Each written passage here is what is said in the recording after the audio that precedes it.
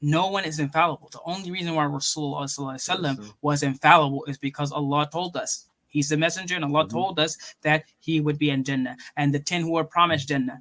And there's certain people that Rasulullah informed us, not because of his own knowledge or information, but because what Allah told him, and then he told us people Yep. that were going to be in Jannah. Everyone else, no one else. Allah says this very clearly in Quran. No person knows what land they will die in. No person knows the future. We don't know the unseen. Rasulullah tells us in it's in the 40th hadith of Nawawi, I think it's the fourth hadith, where a person can live their whole life and be a handspan away from Jannah, and then they can do the acts that will get them into Jahannam, and vice versa. So we know that nobody can be guaranteed that they're going to go to Jannah. As a Muslim, you cannot believe that anyone is infallible. Not your father, not your mother, not yourself. You can't even believe me, myself. You know your actions, and you know your own beliefs. You Yep. can't believe that you know for sure that there's no doubt that you're going to go to hellfire. You can't believe that. For you to believe that would mean that you know the future.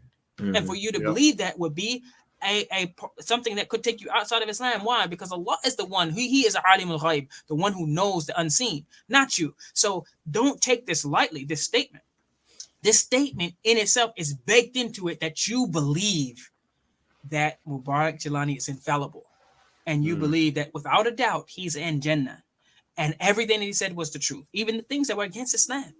So therefore, this to believe that statement would be something that could remove you completely outside of Islam altogether, because you're believing he's infallible, and you're asking. They're making dua on your behalf, and if you're saying Ameen to that, you've read it and you're saying Ameen, that means you're co-signing it. You're saying, yeah, that's what I want. When the Imam makes dua, you're saying Ameen. That's your dua, and you're asking for that.